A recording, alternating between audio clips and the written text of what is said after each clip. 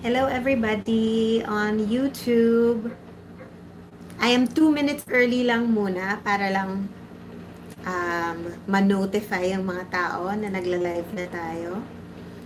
Pero magsa-start akong mag-answer ng questions at 1 o'clock. Thank you.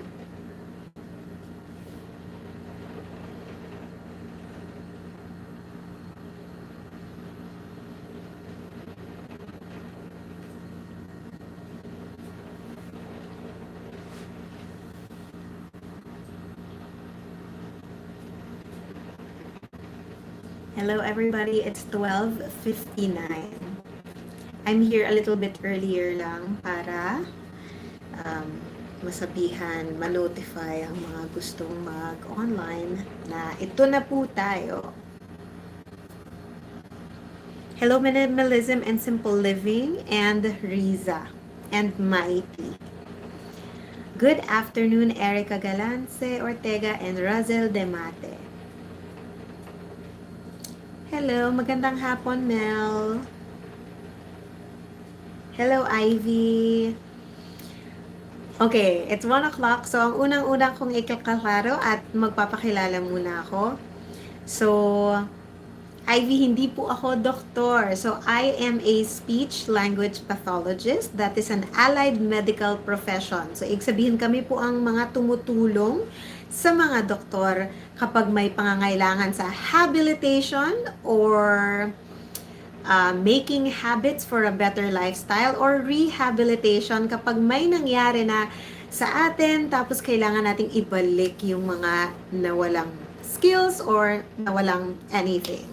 So, kaklari ko lang, again, hindi po ako doktor. I'm a speech-language pathologist or therapist.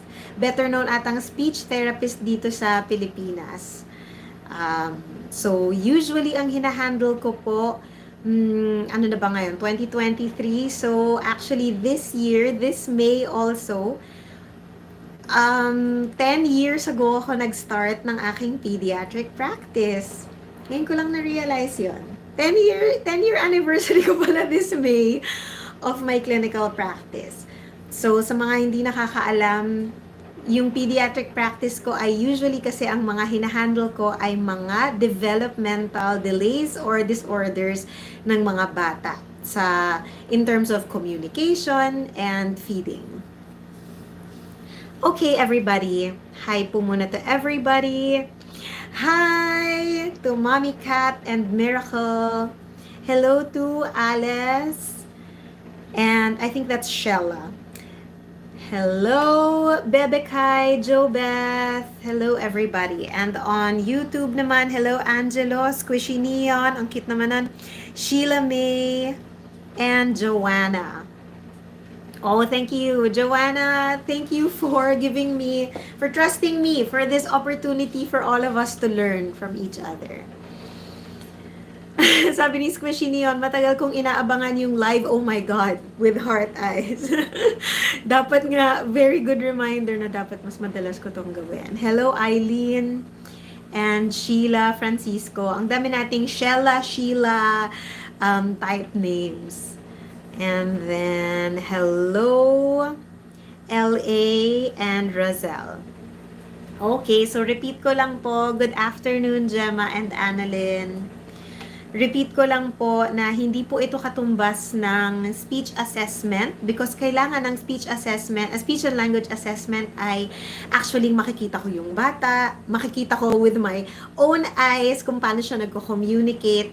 Syempre, meron naman po tayong mga interviews kapag hindi talaga masyadong nakakapag-communicate pa yung bata with the parents or caregivers, and that is what I would refer to like as a screening. Like, I will get an idea kung ano yung skills ng bata, but it's not equal to a full assessment. Hindi rin po ito therapy. Because therapy from one model of therapy is direct one-on-one. But this is what I call household coaching, na sana kung meron kayong tanong about how to do things better dun sa mga minamahal nyo na may concern kayo, mabibigyan ko kayo ng advice based on dun sa i-describe nyo sa akin. And that leads us to kung meron po kayong tanong, unahin po niyong sabihin yung edad ng pinag-uusapan natin, hindi po edad niyo. At kung meron po siyang pre-existing diagnosis para medyo mas magka-picture ako kung ano yung pinag-uusapan nating tao. And then, describe nyo po kung anong napapansin nyong issues dun sa bata or difficulties. Okay, I'll start. Kasi ang pinakaunang nagtanong ay dito from YouTube, from Minimalism and Simple Living. Sabi niya, "Hi po, nabagsak ang anak ko when he was about 8 months old. Naiangat ko naman po agad. Kaso, di na po napacheck up or CT scan. May effect po kaya ito sa speech delay niya ngayon? Nearly 3 years old siya." So, not all the time na merong effect yung pagkabagsak nung 8 months old, pero depende kasi sa lakas ng pagkabagsak at kung may nangyaring injury dun sa bata. And injury doesn't have to be yung nakikita nating injury. For example, kahit naman, let's say, walang physical na bukol, pero baka sa loob pala ay naalog yung utak ng bata. And you know na ang brains natin ay nagsiswimming yan in cranial fluid. What is the, ano tawag din sa, what is that? What is CSF? It's cerebral spinal fluid. So, it is in, nung brain natin ay naka-encase in this fluid para nga kapag may nangyayaring mga trauma, o ang ibig sabihin ng trauma ay kapag natamaan, nabagok, nahulog, ganyan, medyo may cushion. Parang hindi siya agad tatama doon sa hard skull natin. Pero kung malakas ng pagbabagsak ng bata at hindi nyo napatingin, napa-imaging yung brain niya kung meron nga talagang nangyari, hindi natin malalaman kung ito ay nagiging cause ng kanyang speech delay. But, ang maisasagot ko ay, sabihin natin, let's imagine na oo nga, may nangyari dun sa brain. So, let's pretend na nung brain ay naalog dun sa utak at may nangyaring damage dun sa brain niya. It could be, at maraming different parts na nagsispecialize yung brain. There's a language area, there's the cognition and the instincts area for a very simplified explanation. But so kung may nangyari pong injury to the brain itself, yes, it is possible that that is the factor that is causing the speech delay, and not just speech and language delay, but possibly other factors of development, like nahuli na ba siyang makapaglakad, nahuli ba siyang medyo mabagal ba siyang matuto ng things. So what do I advise you is sana mapatingin nyo po, kung hindi po mapa-CT scan, pero mapatingin nyo or masabi nyo sa pedia yung concern ninyo, ikwento nyo yung pangyayari, at baka ma-refer ka niya na, kailangan talaga nating kuhanan ng brain imaging. Pero dahil hindi ko na specialty yung ganong ancillary procedure, what we call yung mga, parang kapag i-refer kayo for other tests ng mga doktor, best na pumunta sa isang pedia. Pero dahil din, I'll give you options, dahil din meron ka nang nababanggit na speech delay, maaaring dumiretso na siguro sa developmental pediatrician. Kasi yung concern natin is, mas mabagal na nga yung pag-develop ng bata kapag 3 years old na siya at hindi pa siya masyadong nakakapag-communicate. Because at 3 years old, we expect, okay, I'll try to use my words better. Not we expect, but kalimitan, we usually already see 3-year-olds na nagsho-short kwento na. Short kwento, hindi naman tipong nakakapag full story na klarong-klaro. Ibig sabihin lang nun, masasabi niya kapag nagtanong ka, anong ginawa mo kanina? Makakapagsabi na yan ng laro kuya, ball kami, shoot, mga ganyan. So, simplified mga kwento. So, kung ni isang word or word combinations hindi pa nagagawa by 3 years old, yes, that is already considered as speech and language delay. At kailangan rin nating malaman kung delay lang ba or baka disorder na, and something to guide you kapag wala pa kayo, let's say, pera, resources, or access as in baka walang malapit sa inyong center or speech pathologist. You can look muna at my video that talks about delay or disorder. Para malaman nyo kung nahuhuli lang ba siya or kakaiba talaga yung patterns of learning niya of how to communicate. So I hope that answers your question. So we can move on to our next one. Okay. Here we have my daughter is 4 years and 8 months. She was diagnosed with ASD level 2 and until now, nahihirapan pa siyang gamitin ang pronouns na I, me, you, nalilito pa rin po siya kung anong gamitin. Most of the time po, third person ang palaging ginagamit yan. For example, kapag tatanungin ko siya, Mira, what are you doing? Ang isasagot niya po kadalasan is, Mira is playing puzzles or Mira is eating apple. Paano ko po ba maituro sa kanya yung tamang... Okay, nag-dot-dot-dot na siya. So, ito kasing ginagamit ko na app ay pinuputol yung ibang comments kapag masyadong mahaba. But I think I have the gist of what you're talking about. Plus, dahil ikaw yung nanalo ng ating libreng one-on-one konsulta dati, is medyo kilala ka na si Mira. I made a short video about this. So, kung meron sa inyo, may mga nagle-learn pa lang din ng paggamit ng pronouns, a tip that I give is kailangan damihan nyo yung cueing nyo. Ang ibig sabihin po ng cueing ay wag lang tayo mag-rely doon sa pag-uulit ng tamang target. But of course, that's the very first one. So kung sinabi niya, Mira is playing. Sabi mo, oh, I am playing. Pero sabayan natin yung I am playing kasi syempre kung ikaw yung nagmo-model at hindi naman ikaw si Mira, we are talking in the perspective of the child and getting the child's hand and then touching a part of themselves. Usually, ang ginagawa ko is dibdib or minsan ilalagay ko yung hand niya sa face niya. So, kung kunyari ako yung nagte-therapy sa inyo, tapos kamay ko, kukunin ko yung kamay ng bata, tapos igaganon ko sa muka ng bata or igaganon ko dun sa dibdib ng bata habang sinasabi ko, I am playing. Para meron din siyang tactile cue. Tactile ay yung nakahawakan yung katawan para na-realize na, ay, ako pala yun. At meron din tayong visual cue because pwede mo namang baliktarin sometimes when you say, I am playing. Mommy is watching. So, ikaw naman, when you point to yourself, nakikita niya yon, nagkaka-idea siya, you are watching me play. So, yun lang, dagdagan lang natin yung cueing natin. And let's keep in mind that some children don't only learn by listening. Minsan mas natututo tayo kapag lahat ng possible senses dun sa konsepto na tinuturo natin ay nagagamit natin. For example, ay yung na-mention ko ngang tactile. So, when I say use all your senses, at alam naman natin ang 5 senses, yung ating sight, smell, hearing, touch, and taste. So, kung may possibility na magawa natin ang cue, nitong mga to, with all the pwedeng maipasok natin dun sa itinatry nating ituro, yun, gawin natin yun. So, let's not rely just on spoken cues, but lahat ng pwedeng ma-access nila. Okay, I hope that answers your question. Let's answer one from YouTube. Nag-OT therapy na po yung anak ko pero hindi pa po siya nagsasalita until now. Mel, can you include yung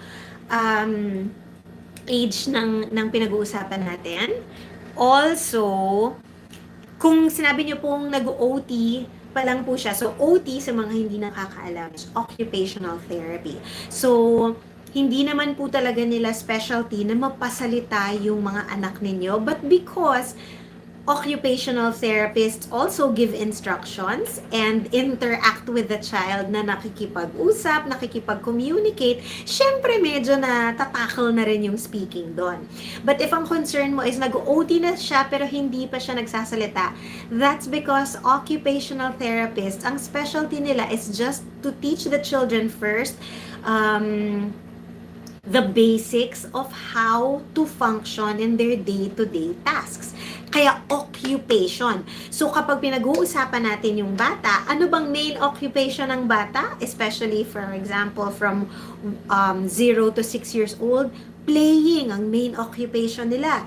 Let's say kapag medyo ano na yan, grade school na, ang nagiging main occupation nila is learning, hindi na yung basics, pero let's say like academic things, higher language, and then kapag ano na tayo, kapag nag-work na tayo, yun na yung nagiging main occupation natin ay our jobs, etc. So, ang occupational therapists po, especially kung they will start, all therapists will start at the level of the child. So, kung hindi pa ready, let's say, ang wino-work on pa lang ng OT ninyo ay behavior, yun po muna, things like joint attention, let's say, ano pa bang mga wino-work on ng OT, task completion,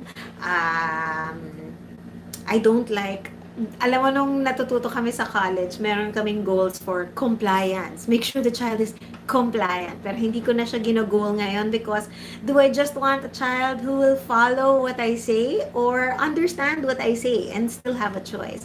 So yeah, but yun, sa OT, baka hindi ba siya nagsasalita and hindi pa rin siya rin-recommend mag-speech therapy is because you are still working on prerequisites, as in, bago siya magsalita, may mga foundational skills muna na wino-work on si OT. So I hope na if you continue going with your OT, marirecommend yung mag-speech therapy na kayo. If you want to know more about occupational therapists and see an example of what they do, meron akong episode on OT with Teacher Cesar. That's episode 61 on my YouTube channel if you wanna look. Tapos kanina pala nakalimutan kong sabihin sa inyo, but when I mentioned my episode on delay or disorder ba ito, that's episode 37. Alright, let's take another one from Facebook. Alright, here we have our first, hindi pala first, may sinagot na pala ako. Lutang. Hello, Russell. Hello, teacher. Wala pa pong diagnosis ang anak ko, 3 years old. Hanggang ngayon, wala pa rin po siyang nabubuong phrase. More on Mimi, Mama, Papa. Okay, so that's good na meron siyang Mimi, Mama, Papa, and I see that they are core words or core vocabulary. Ibig sabihin yung mga tinatawag niya sa mga importanteng taong nakikita niya sa pang-araw-araw. But since wala kayong masabing nagpatingin na kayo or anything, I'm just going to give you more general advice. So what are the things that affect yung pagtututo ng bata kung paano mag-communicate? Number 1, komportable at healthy ba yung bata? Yun ang unang-una. So we have to check if nakakakain ba sila ng maayos or are there things in their nutrition, are there things in their eating habits that are affecting their nutrition? As in, meron ba silang mga food pickiness? And food pickiness, hindi lang yan dahil fussy ang bata. It's possibly, baka meron silang sensory issues. Like, may mga batang ang gusto lang kainin, puro crunchy. So, puro biscuit or cereal or ano pa bang mga crunchy. French fries na bagong luto. So, yeah, marami akong mga kids na they have a preference for crunchy food. Pero meron ding mga iba na ayaw naman ng crunchy food, puro gusto yung malalambot lang. So, yung mga lugaw, ice cream, yun lang yung mga gustong kainin. So, if we do see or observe that our children have some sort of food pickiness, we need to look deeper. At hindi lang ayaw, pasaway yung anak ko, ayaw kumain. We need to find out bakit at anong klase ng food yung ayaw nilang kainin, because if they don't eat properly at parang wala na tayong idea kung paano sila pakainin ng healthy food kung puro crunchy lang or puro chicken nuggets lang yung gustong kainin araw-araw. So, syempre, that's not very nutritional. food plays such a huge part in their brain development. Kaya importanteng kumakain sila ng tama. Pangalawa ay importanteng natutulog sila ng maayos. And there are different durations of sleep per age range. So, meron akong short video on this. Wala akong link, tsaka hindi ko alam kung paano niya hanapin. I think it's on my Instagram, mas madali niyong hanapin kasi yung mga videos ay sunod-sunod lang makikita niyo yung mga short videos. But I did talk about kung ilang oras dapat na tutulog ang mga bata in a night. What are things that affect good sleep quality? Number 1, baka sobrang ingay ng bahay ninyo.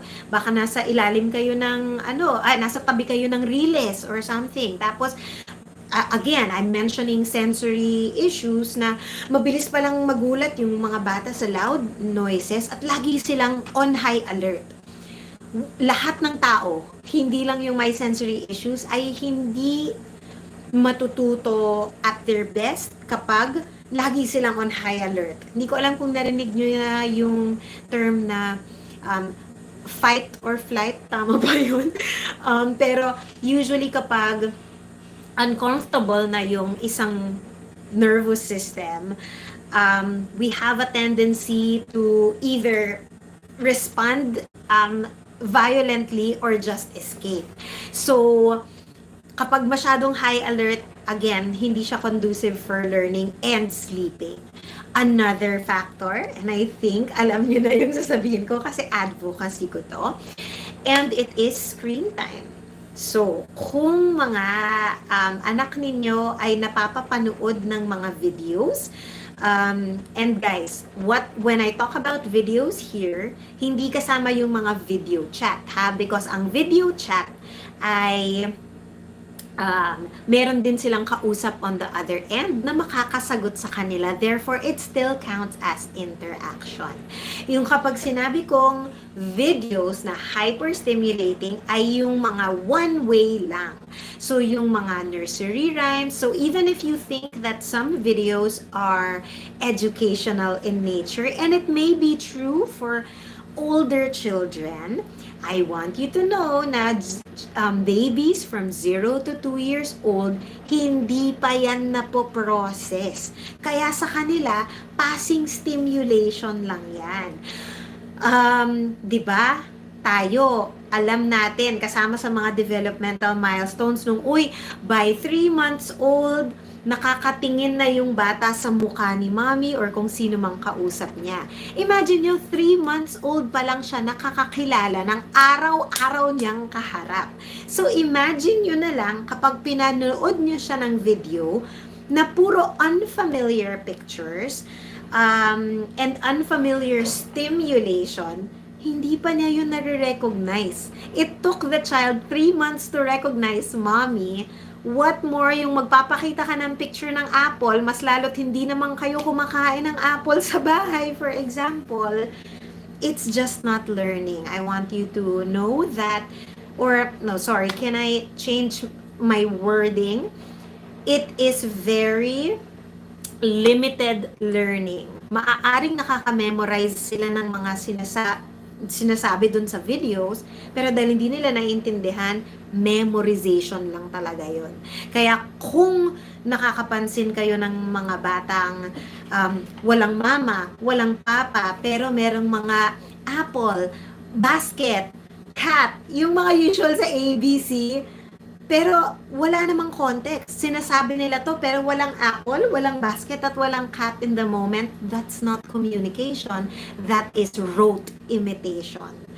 So I just want you to get the difference. And so screen time is one of the huge factors ng good sleep quality. And to give you advice naman, Razel, about this, na meron na siyang mimi, mama, papa, connectan nyo yung mga nasasabi niya. So, for example, kalaro niya si mama, tapos si mama, kunyari, buhat siya, ganyan. Tapos biglang kumuha si mama ng tubig, tapos uminom siya. Pwede niyong stimulate na, wait lang, mama, drink, inom muna, mama, inom, mama, sarap. So, kung napansin nyo, lahat ng ginawa ko parang ginawa ko into phrase form. So, hindi ko lang ginagawa, binibigyan ko ng salita. This is one of my favorite and most used techniques, and it is called commentary or dubbing. So, episode 4 po yan sa aking YouTube channel. Sorry, pero dahil isa yan sa mga una kong episodes na ginawa, full English pa ata yan. Video na yan, I can try to make an updated 2023 version. But basically, ang commentary ay kapag kulang pa nga yung vocabulary ng mga bata, tas gusto nating maka-pick up lang sila ng mga words na nangyayari, kailangan din sobrang magdada tayo habang may ginagawa sila. And the most important factor about commenting is when you do comment, kailangan relevant dun sa bata. So, kunyari, yung bata ay nasa crib pero nanonood sa inyo, pwede kayong mag-comment on what you are doing. Pero kapag yung bata hindi nakatingin sa inyo at dun sa crib niya ay may kinakalikot siyang bola na pinipisa-pisa niya, yun ang komentan nyo. You can say, oh bola, laro bola, pisil bola, lambot bola. So if you can see, yung bola, inuulit-ulit ko, and this is a way for the child to see, so ang dami-dami niyang kinoconnect dun sa word na bola, pero ito lang naman yung hawak ko, ito kaya yung bola? This is how children make sense of paano ginagamit yung words. How do we communicate? What are words for? And that's why kailangan patuloy tayo ng stimulate sa kanila. So if you want to practice, and guys, you can practice commenting. Marami akong parents na nagsasabi sa akin, teacher, sobrang hirap talaga. Hindi kasi talaga ako madaldal na tao. But you can practice because hindi din naman siya natural sa akin dati. I mean, madaldal ako, pero I wouldn't have done it before sa mga bata. Yung sasabihin ko lahat na lang ng every single detail dun sa ginagawa niya. But you can with practice. And so I trust you. You can watch episode 4 called Dubbing or Commentary. Or I think yung title ko ata was something like TikTok Therapy. Kasi yung time na yun yung nagda-dubbing yung mga TikTok. You can try practicing that. Another tip dun sa mga batang may mga isang salita na pero hindi pa lang nagfe-phrase or hindi pa lang nagkakabit-kabit. And I'll take this opportunity to remind you na kailan ba nagko-combine ng words ang bata? Usually from 24 months. Actually, as early as 18 months old, pwedeng nagsa-start na silang mag-combine ng words like mama, hingi, or mama milk or something. But yeah, ang pinaka-average niya is at 2 years old, and it's easy to remember because it's 2 words at 2 years old. We can see them trying to combine words, but if they're not getting there yet, baka kailangan i-focus natin yung stimulation sa kanila by this technique, and it's called the extension or expansion technique. That's episode 30 on my YouTube channel. So I'll give the examples that I gave kanina. Example na yun ng isa. So for example, sinabi lang naman ng bata, bo. Tapos, para bang i-milk nyo na yung bo na sinabi niya. Bola! You said ball because play ball. Squeeze ball. Oh, throw mo nga ball. Ayun, touch ball. So that's an example of my gosh, hindi ko maalala kung expansion or extension. I think that's an example of expansion. And then extension is kapag ang sinabi ng bata ay medyo hindi pa kumpleto. So for example, ang sinabi ng bata ay, Dada, alis. Oo, si Daddy, aalis na siya. So, tinama ko in a correct longer form yung sinabi ng bata para lang yung tamang target maririnig niya, okay, next time. Yan yung sasabihin ko next time. Kesa Dada, alis. So, I also want to remind you guys na itong mga technique naman ito, kailangan ito ng mahabaang practice. Okay, some children may get it immediately.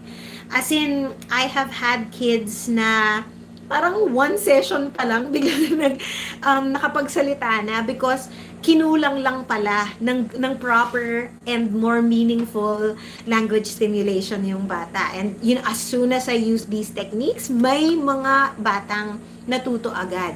But for the most part, average guys, it will take practice.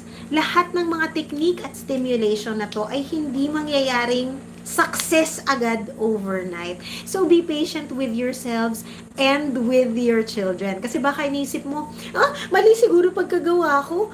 Baka ako yung mali, baka hindi ko nagagawa ng tama. No, you know what? Give it time. Keep trying to do it.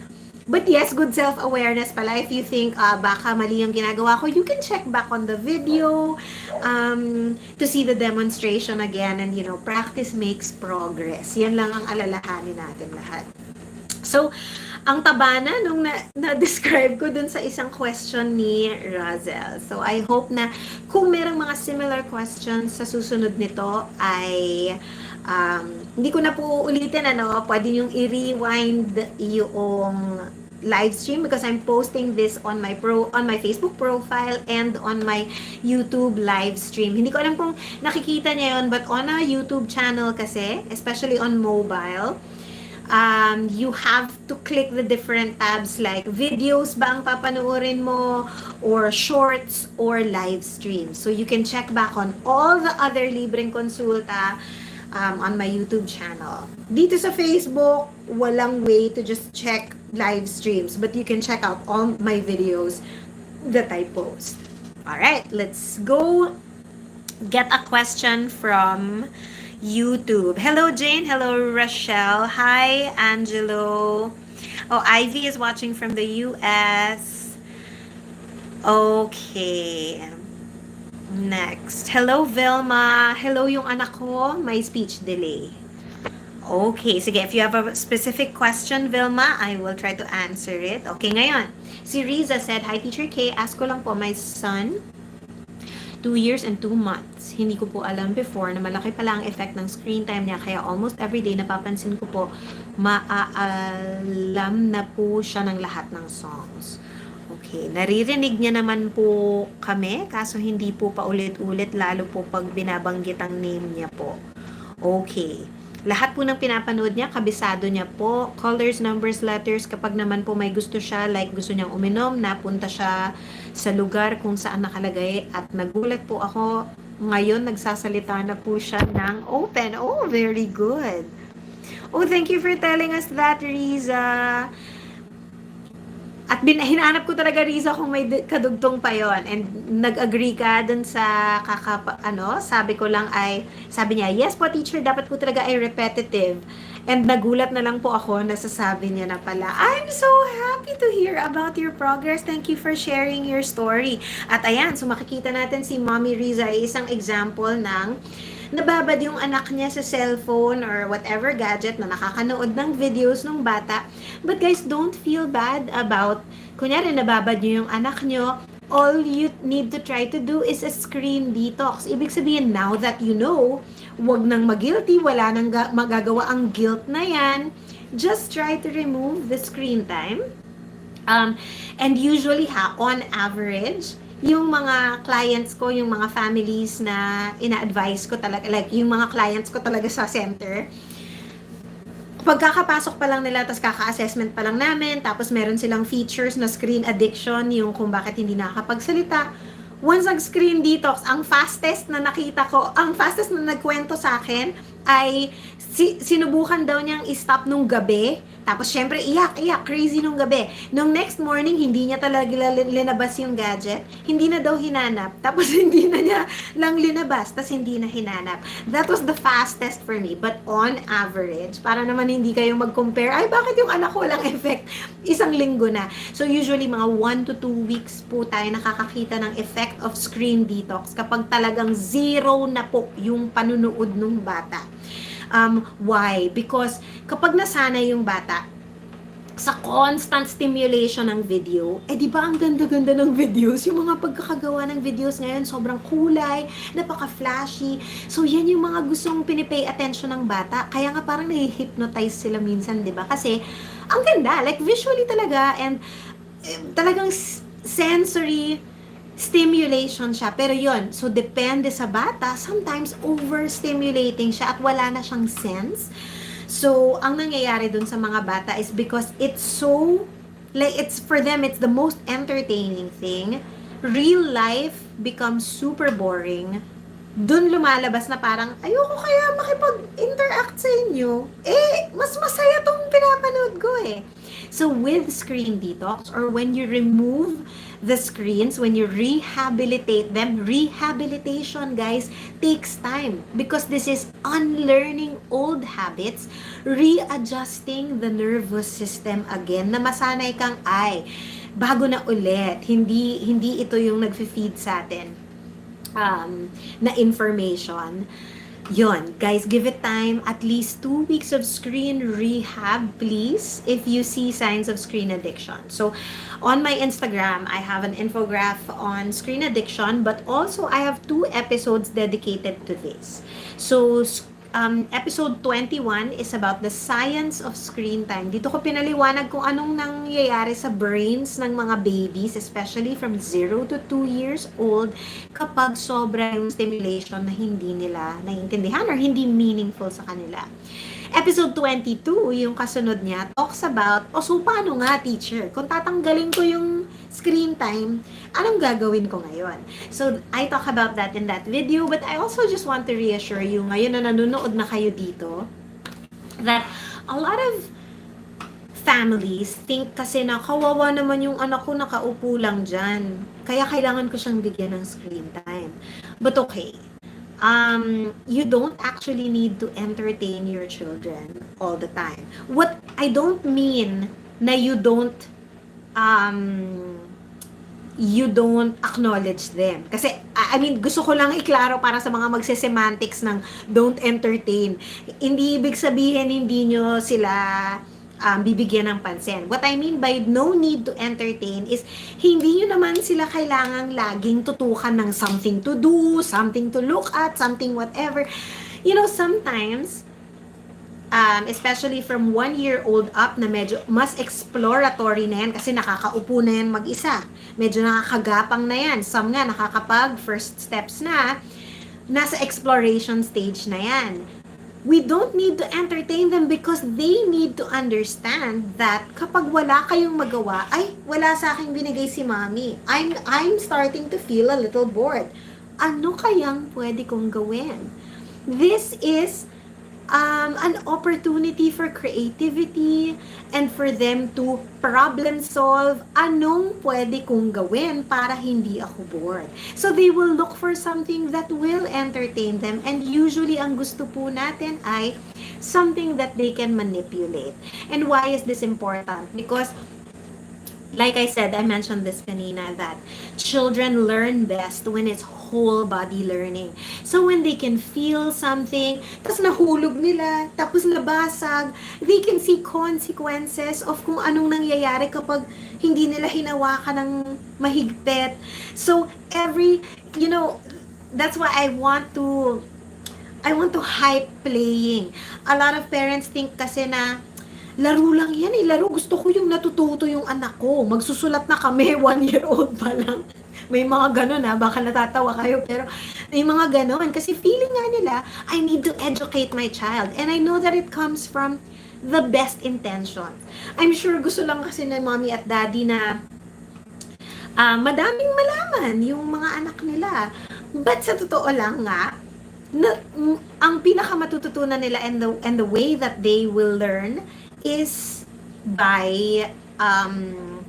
learning through play. Kasi dun sa play, mas lalo kung engaged sila, they are having fun, hindi pinipwersa yung paglalaruan nila, like hindi ikaw yung nagsabing itong paglaruan mo alphabet, ganyan, para matuto ka ng alphabet. Kung gusto nilang paglaruan ng karton at gusto nilang punit-punitin yon, hayaan nyo sila because there is still something that can be learned from that. For example, malalaman nila na yung karton, ito na pupunit.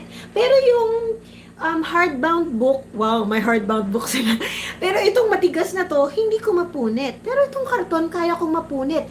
At mas madaling punitin yung tissue paper. See, even these things are learning skills. They are the foundations of all learning. Kaya importante talagang pinaglalaro natin sila with their hands. So, thank you for sharing your success story, Riza, at naging jump off point siya sa aking pinagdadadaldal na advice. Okay, next. Erica said, diagnosed po ang daughter ko last year ng language disorder when she was 3 years old. Nag-speech therapy lang. Speech therapy lang, remarks ni Doc. Pero pinapasok ko din siya sa daycare regular class. Ngayon po mag-kinder na siya. Pwede po ba siya sa regular school pa rin habang wala pang bagong assessment ng DevPed kung need niya is PED dahil assessment, kung need siya is PED dahil pahirapan magpa-sketch. Thank you po. Okay, first of all, super great work for getting all the help for your child. So, therapy and daycare, these are all good. Ang gusto ko lang is that you are empowered to know that you can change your mind. What do I mean by this? Sige, ipasok mo sa daycare and sa regular class. Because if you feel like, gusto ko makita kung paano magre-react yung anak ko dito in this sort of setup or situation, all opportunities for our children to see how other children behave, and a different environment, like a school is sometimes medyo mas structured than free play, for example, then makaka-experience sila ng ibang context. So, you can try putting them in regular kinder, kasi sa kinder naman is medyo play-based pa rin. What I do want you to observe for, especially kapag may delay yung bata or may other conditions, is pansinin natin every time, we need to be constantly vigilant kung, is my child doing okay? Or bakit, okay, so to be more specific dun sa is she doing okay? Is he doing okay? Pansinin natin is mas tumatahimik pa ba yung bata kapag nasa school? Para bang laging umiiyak yung bata pag papasok sa school at parang ayaw talagang pumuntang school? So these are things that you need to look into para malaman nyo kung good fit ba yung regular school o baka kailangan nung anak nyo ng place that offer more supports for your child's needs. But so far, I support putting them in daycare or a regular class. Yun lang, always be in constant communication with the teacher. Tapos kung okay lang sa inyo, ay ipaalam nyo sa teacher na actually may language disorder diagnosis po siya, or not, we don't call that a diagnosis, but like a clinical impression ay meron siyang language disorder. So, yun. I hope that answered your question and that it helps you make a good decision, Erica. Okay, next.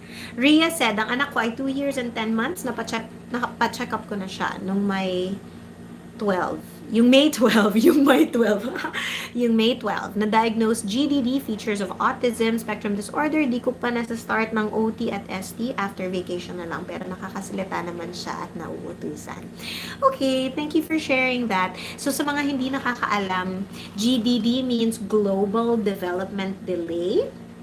And that means that 2 or more aspects nung development nung bata ay naglalag behind. May delay nga siya, kaya nga siya global developmental delay. Global means it's affecting more areas of development.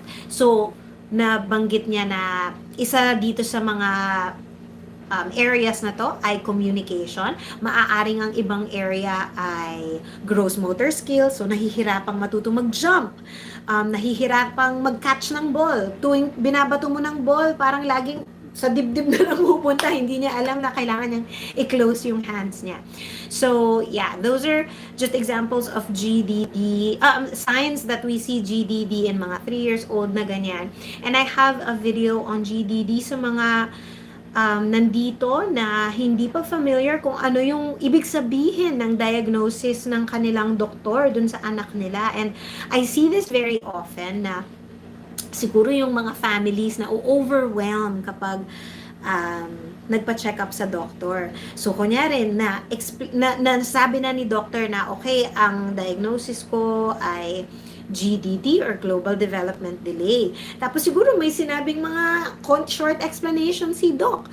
Pero dahil parang nakaka-overwhelm, and I'm trying to put myself in that position na kung ako yung nanay of someone, tapos pumunta ako for a doctor wanting to know if, is my child okay? So, di ba medyo it's a stressful situation.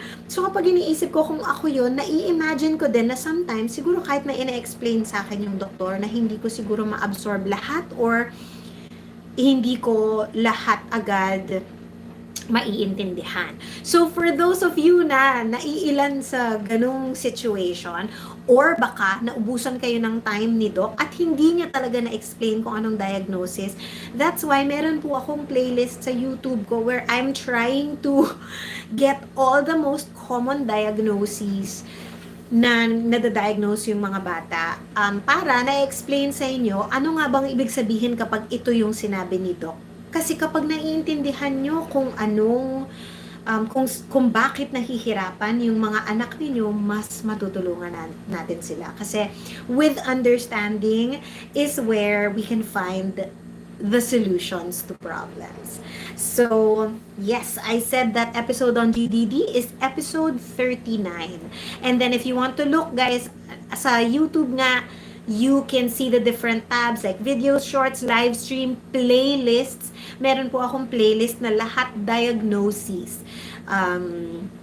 So I already have GDD, ID or intellectual disability, SCD, social communication disorder, ASD, autism spectrum disorder, ADHD, and that's a 2-part video. Yung autism, multiple videos na because most of my caseload talaga is autism, kaya it is one of the things that I focus on talaga in my practice. So if there is a diagnosis, guys, na you want to learn more about, I hope that you can comment on... Mahirap dito sa video na to. Paano ba? Because usually ang daming comments dito, hindi ko siya mababalikan. So I hope that you can find a way to comment it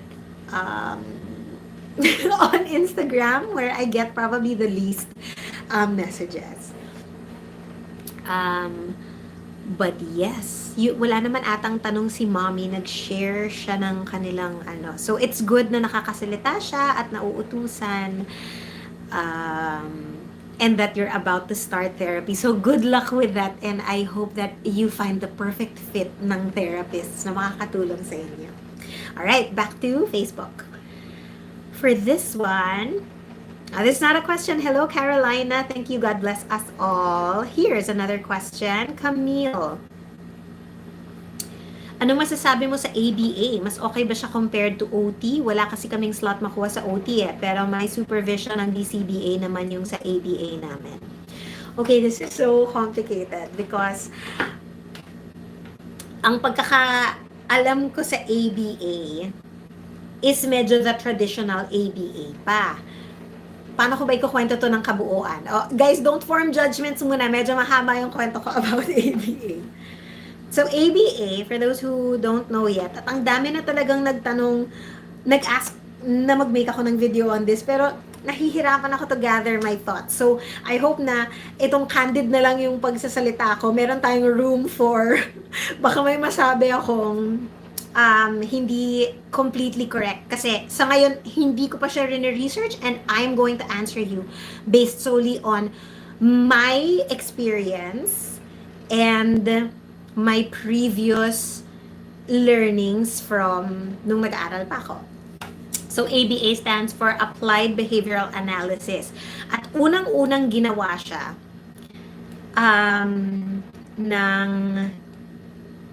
parang ginawa siya dahil nung unang nakita nila yung autism, ang gusto nilang gawin ay gamutin yung autism or tanggalin lahat ng aspeto na nagpapamukhang autistic yung isang tao.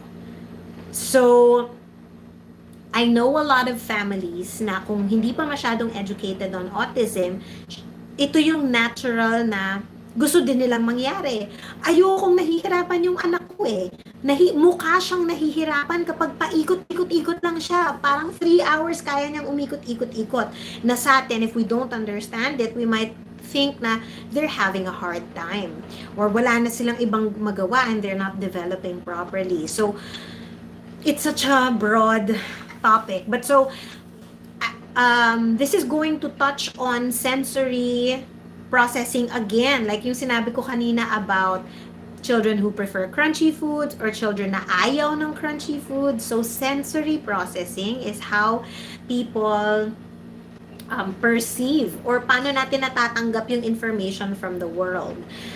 One common example of this is yung ang daming mga examples in media. Ito yung one of nung pinakagamit na examples ng sensory processing disorder in media is kapag yung na-overload na yung mga pinoportray na autistic, ay nagtatakip sila ng tenga or nag-hum na sila ng la la la la la, ganyan. And that just means that they are sensory avoidant. Ayaw nila. Masyadong malakas, masyadong overwhelming yung mga outside stimuli. So this is what we call stims or self-stimulating self-stimulation or self-stimulating behaviors. And usually it is done to calm the self. So kapag nakikita natin gumaganyan yung bata, parang the simple way of thinking about it is a coping mechanism. So now that I kind of gave you a background, yung ABA traditionally, I stress the word traditionally because I heard na nagbago na sila in recent years, or they're working to change the way that they manage their clients. Pero yung traditional ABA is to remove all signs of stimming, all signs that it could be autism. So kapag let's say naggaganyan yung bata, sasabihin nila ng quiet hands or stop, put your hands on the table. Na I have to admit, ikukwento ko sa inyo na because ito nga traditionally, ganito pa yung mga turo sa amin to manage autistic behaviors. Is to tell them to stop their stimming, ganyan. Pero ngayon na mas naiintindihan ko na yung autism, and this was just recent years, ha? Talagang all of us can learn talaga. It just needs a certain point. And for me, naging certain point ko was the pandemic. So, 3 years of learning more about autism. Ay, hindi naman. More naman. Pre-pandemic naman. But, I'm still continuing to learn is what I'm saying. Pero dati, nung fresh out of college pa ako, at ang turo nga sa amin is to manage behaviors with ABA techniques like making them stop their stims or whatever. Kung yun ang i-judge natin, I do not recommend traditional ABA. So I guess my answer for you, my number one factor to advise you is to find out what their program is or the techniques that they will use in their ABA. Hindi ko alam kung traditional sila or bago na sila. But to know more about yung kanina ko pa binabanggit, I might as well give you the episode about stimming or itong mga sensory processes nga. It's episode 59. So, if malaman nyo na yung ABA nyo is focusing just on sumunod yung bata, mag-complete lang siya ng task nang hindi siya nagtatapping the whole time, hindi yun functional for me. I personally and clinically believe that hindi yun okay sa development ng bata, and it's also not going to help them learn. Next, kung sakaling yung ABA nyo naman ay hakayaan kayong manood sa session nila, and if you believe that their techniques are good and nakakakita kayo ng progress sa learning ng bata at hindi sa pag-unlearn ng stims niya, then go right ahead and see ABA. So, again, like nung nabanggit ko dun sa isang mommy kanina, was it a mommy na tinanong, pwede ko ba siyang ipasok sa daycare? Pwede ko ba siyang ipasok sa ABA?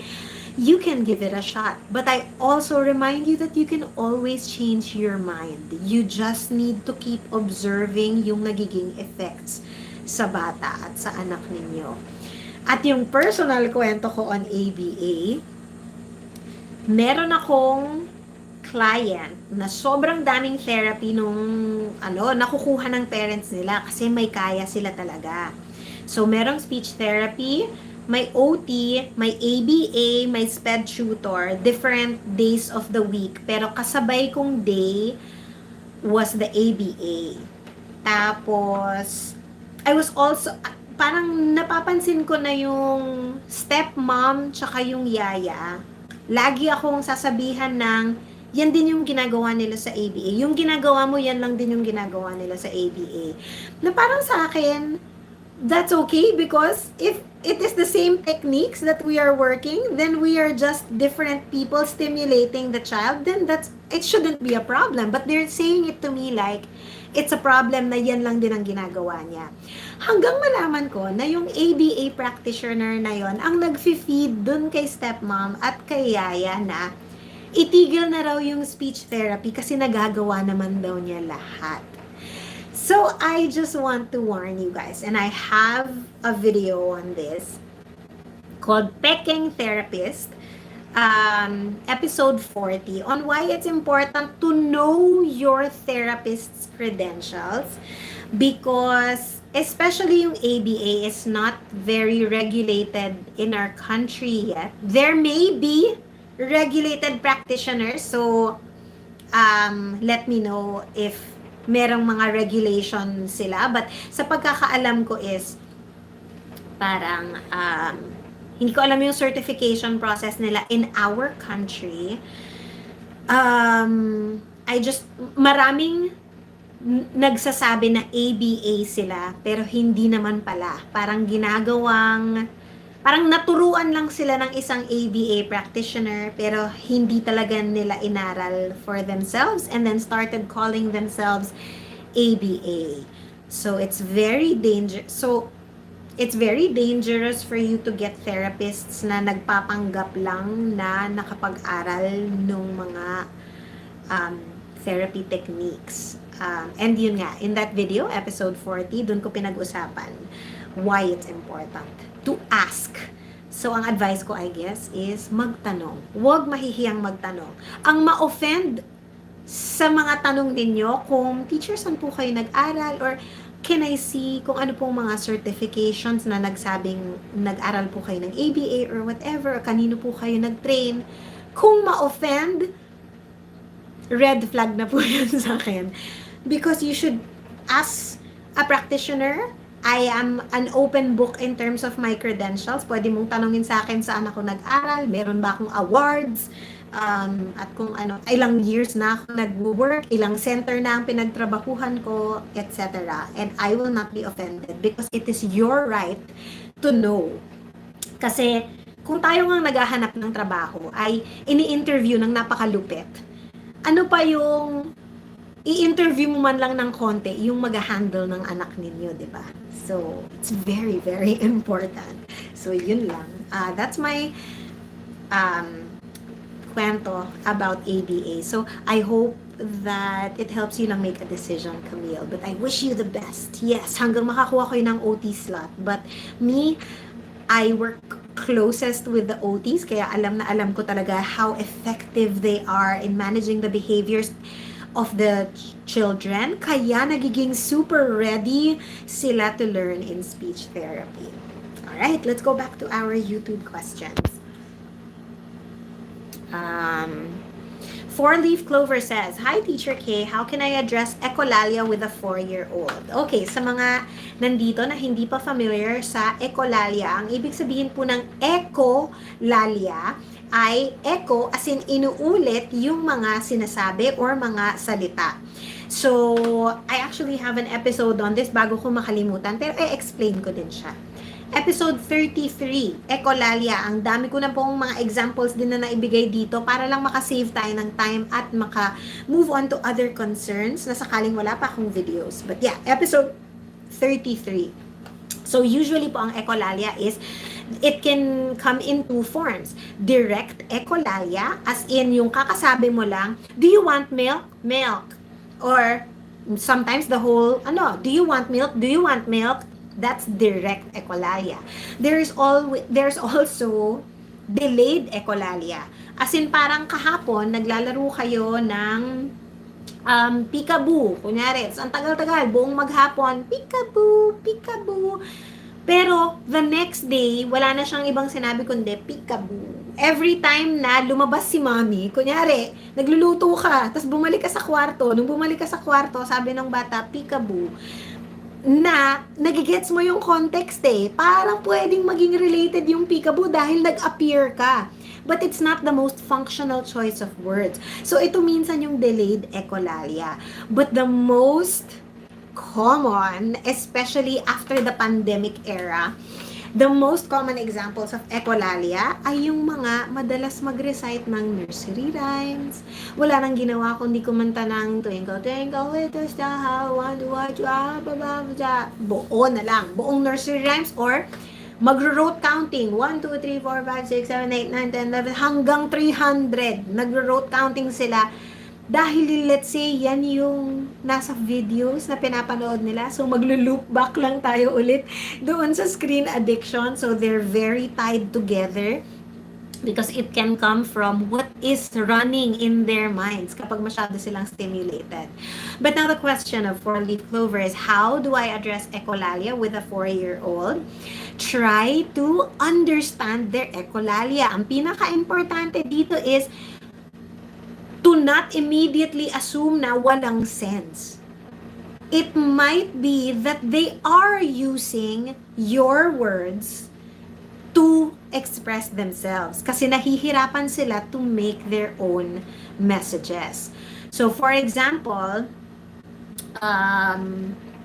kung ang gusto niyang sabihin pala ay ayoko niyan, because I have a kid now na lahat na lang ng ayaw niya, imbis na masasabi niyang ayaw or don't like or these are usually the words that we say to reject something.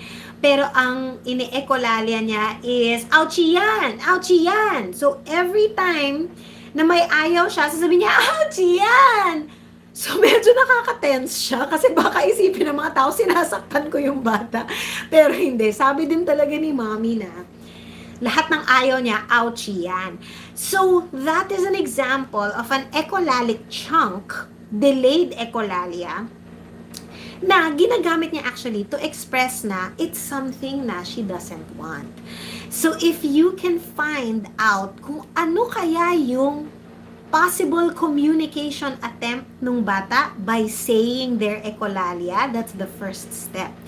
Trying to understand them. Because after that, maybe you can use those chunks more functionally. So, for example, kapag nagsasabi siya ng ouchie yan, sasabihin mo lang yung tama. You mean ayaw? Oh, ayaw mo yan. Sige, stop na ni mommy. Ayaw ko yan. Pero yung ouchie niyan, dahil pre-existing nang nasasabi niya, really find opportunities na masasabi yun. For example, tumatakbo siya, tapos ang bilis-bilis niyang tumakbo, makikita mong madadapa na siya doon sa somewhere. Pwede mong sigawin, oh no! Running fast, ouchie yan! Pag matalisod ka doon. So, ginamit ko yung ouchie yan. And that's one of the ways that you can start making them feel, nagamit ni mommy yung sinasabi ko. That's exactly what I meant. So, when they feel heard and understood, mas mae-engganyo sila to try to use other naman chunks maybe. So, because medyo very tied together ang echolalia and gestalt language processing. Guys, it sounds hard but I swear I explain it in this video called Gestalt. Please do watch it, especially sa mga napapansin na mahilig mag-ulit, or madalas mag-recite ng mga nursery rhymes. Please watch this video, episode 73 on Gestalt learning. Yeah. Ay, kanina pa pala naka-show to, iba na yung question. So I hope I answered your question for leaf clover. Alright, let's go back here. LA, nako, nagbabagang tanong, nagsi-speech assessment po ba ako online? Dati oo, ngayon hindi na. Kasi ang grabe na po talaga yung caseload ko. So for those interested at mga nagme-message na meron ba akong slots, guys, my slots now are just for screening and household coaching. What does that mean? Meron tayong caregiver or parent interview kung sino man ang pinakamalapit sa bata at pinakakilala ang communication habits and behaviors niya. Mag-interview tayo. We can talk about the child so that I can screen kung anong skill level na nito more or less.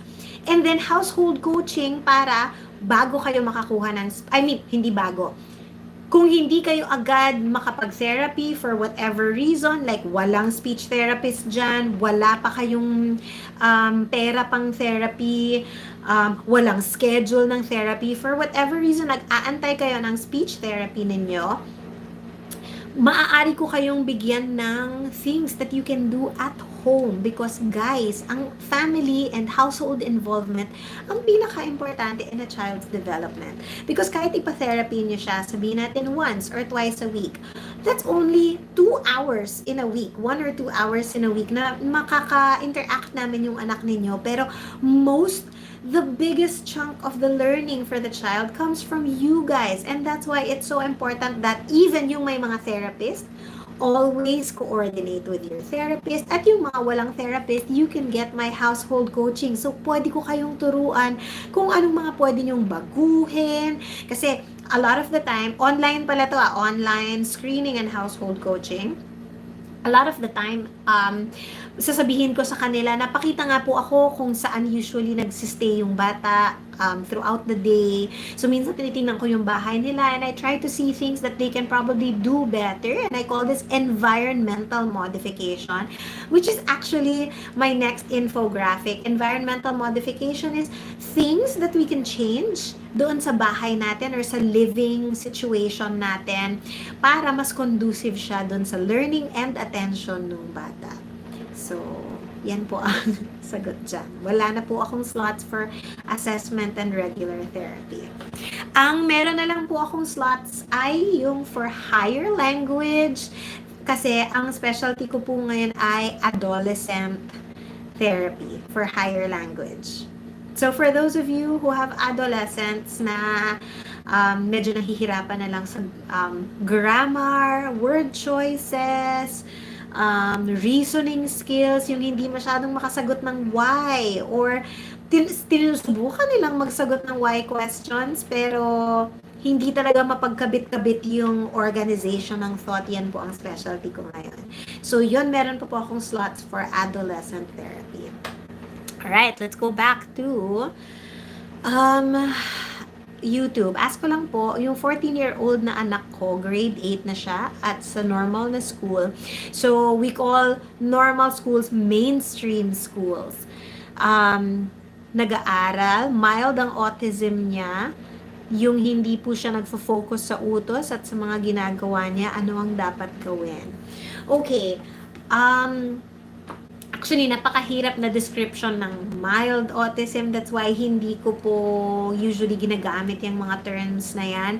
What I do want to know is ano ang behavior niya sa school, for example. Kasi ito, parang hindi siya nagfo-focus sa utos at sa ginagawa niya. Ano ang ginagawa niya?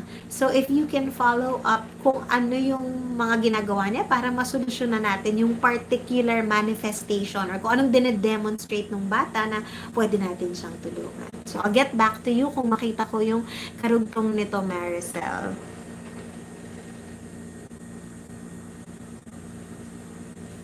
Okay, let's continue here. Okay, Camille, again, actually, paki-explain yung communication disorder. It's in that video I said about delay and disorder. So, you can go back to that video. Ano nang episode yun? Episode 37. Pero, medyo na discuss ko na rin siya kanina. So, sige. Ang communication disorder po ay kapag differentiate na siya na hindi na lang delay. As in, what do we mean by a delay? Ang delay po kasi ay kapag nakikita natin na yung skills ay, let's say, ano bang mga sabay-sabay na nangyari? In development, in the development ng isang bata, usually sabay-sabay yung nakaka-sit unassisted. That's about 6 months, di ba? So, dahil nakakapag-sit ng unassisted, 6 months din tayo nagsa-start usually mag-feed ng solid food. At bakit kailangan nakaupo na? Meron tayong prerequisite na bago mag-feed ng solid food ay nakakaupo mag-isa is because hindi tayo matatakot na biglang mahihiga yung bata tas mas may tendency for choking. And at the same time, at 6 months, ang ina-expect natin is marami na silang strings of babbling. Strings of babbling ay medyo mahahaba na or minsan baka varied na or variegated na yung babbling. Oh no, did my internet go out? Oopsie. I think nawala yung internet. I hope I'm back. Okay, so usually at 6 months, yung babbling niya, mga ganito na yung tunog, ng mga agapagkakabaga, for example, ganon. So these are 3 examples of 3 areas na sabay-sabay yung skills lumalabas. That's in motor movements, sitting upright without assistance, feeding with solid foods, mag-iiba na rin yung nutrition na natatanggap yung bata. Kaya nagbo-boost yung development niya bigla kasi nakakatanggap na siya ng solid food. And third is, mas marami na siyang sound exploration. So, we can consider it a speech delay kapag, let's say, there are 3 things na sabay-sabay na mangyayari in development pero nahuhuli lang. Pero nakaklamp pa rin silang sabay-sabay. So let's say these 3 skills, hindi, let's say, teka, nagugulan ako sa organization ko kung paano explain. Wait lang So, di ba nga, ang example ko is 6 months nakakapag-babble na. So let's say na 6 months na, 9 months old na, hindi pa rin nagbababbling. Pero ang nagagawa na niya ay, let's say, cooing, which is whoo, whoo, whoo, ha, ha, yung mga sounds, cooing or yung mga vowels natin. Kapag 9 months na at cooing pa lang, pero hindi pa rin naman kasi siya nakaka-sit upright, at fully milk pa lang ang iniinom, then we can say na the skills are all delayed in one clump. Kaya nakikita natin, ay nahuhuli lang, pero sabay-sabay pa rin namang na nangyayari yung necessary, na nagigets natin na, kaya hindi pa siya nagbababbling because hindi pa rin okay yung trunk stability. So sabay-sabay nga yung development hand in hand with so many things. So, malalaman natin kung disordered na, as in hindi sumusunod yung skills sa patterns of development. Kaya disordered, hindi nasa order na nakakasanayan natin. And when I talk about nakakasanayan na patterns, yan po yung developmental milestones. But these are based on the average children all around the world. So kapag lumilihis po tayo dun sa average, dun natin nakikita na hindi sumusunod ng pattern or delay lang. Yung delay nga lang is nahuhuli yung skills pero parang aligned naman yung mga dapat magkakasama. Or it's disordered if, let's say, at 1 year old, or hindi, let's say at 2 years old, wala pang nasasabing mama, walang nasasabing papa, pero nakakapagsabi ng excavator or Tyrannosaurus Rex. So parang magugulat ka. Kasi bakit walang mama, walang papa? When usually, it is more the everyday, meaningful words that are the first words. Tapos, hindi pa rin siya nakakalakad at 2 years old, pero medyo napapansin nyo na kapag napatingin sa isang libro, ay parang nababasa niya yung mga libro like, apple or something. So, di ba, nakikita nyo, hindi siya sumusunod sa usual pattern ng alam nating development, usual, typical development. That is when we call it disordered.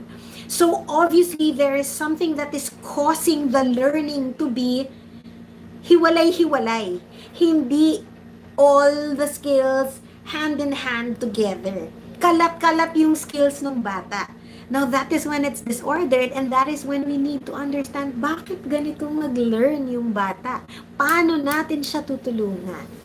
So, a lot of this, yung unang-unang factor, uulitin ko lang sa mga kalagon lang, yung unang-unang factor ay kapag nanonood ng mga videos, nakakakos yan ng disorder. Kasi imbis nga, natawagin nila si mama at papa, pero nung pinapanood nila, ang tinuturo sa kanila ay excavator, bulldozer. O yan yung mga nagiging first words nila. That's why it's disordered. So again, if you can do a rehab for at least 2 weeks, especially if your children are from 0 to 2 years old, 0 screen time, please. Okay, I hope that helps you. Let's go back to YouTube. Okay, Jane says, yung anak ko, wala pa siyang assessment, pero medyo mahal kasi sa private. Ang tagal pa ng schedule namin sa NCH, and next year pa yon. So, since hindi nakakaalam, NCH, National Children's Hospital kasi, ay nag-o-offer ng libre or discounted na mga assessment sa DevPed. Meron po akong post on my Instagram. Hanapin niyo po yung picture ng may parang QR code. Dalawang picture po yun dun sa carousel. If you scroll to the next one, makikita niyo po yung listahan ng mga ospital, mga center ng gobyerno po natin na nagbibigay ng discounted or minsan libreng assessment sa DepEd. Okay, so balikan ko lang yung sinasabi ni Jane. Next year pa raw yung assessment nila sa NCH. Yun nga lang guys, dahil libre, may mahabang hintayan. And habang naghihintay guys, it's very important na matulungan na natin yung mga bata now, so that I hope that nakakatulong itong mga libreng konsulta at maka-browse kayo dun sa YouTube channels ko kung saan nga sana binibigyan ko kayo ng mga pwede nyo nang gawin. Okay, nagsiswitch ako. Alam mo, minsan talaga magpapatingin ako kung may ADHD ako. Medyo natatakot lang din ako but wag kang hypocrite teacher, magpatingin ka. Okay, my son is 5 years old. Mas madalas ginagaya niya lang ako sa sinasabi. Okay, so Mommy Jane, ito na po yung na-discuss ko kanina about echolalia. So I hope na narinig mo yung kanina about echolalia, and if hindi, you can rewind to the part that we talked about echolalia, but also you can just go to my YouTube and watch episode 33 para po we can move on to other questions kasi medyo na-touch on ko na po ito, just so we can help we can talk about other issues. So yes, echolalia episode 33. Alright, let's go. Sige, one more here kasi nasagot ko na yon. So, Teacher Kaye, this is from Squishy Neon, the very cute name. Ginawa ko po yung advice nyo sa akin last time na nag-live kayo. But konting words lang po ang nasasabi niya. Nag 3 years old na po siya nung May 11. Need ko na po bang ipakonsult? Nakaka-stress. Mommy, ilang words ang konting words? But, okay, I'm assuming na konting words, hindi kayo aabot ng 150, which is usually at 3 years old, parang may 1,000 words na ata. So, definitely not counting words yon. But, yes, Mommy, kailangan na pong ipakonsult kasi na baka there is an underlying reason kung bakit nagagawa nyo naman yung mga advice na binibigay sa'yo pero hindi pa rin. Baka there is something that hindi nyo na ikukwento sa akin na hindi natin na ang tawag dito na what's the word? Teka lang, nag-lowbat yung YouTube ko. Wait lang guys, I'm gonna get charger. Where is it? Oh no, oh no, oh no. Don't panic. Don't panic, teacher. Don't panic, don't panic.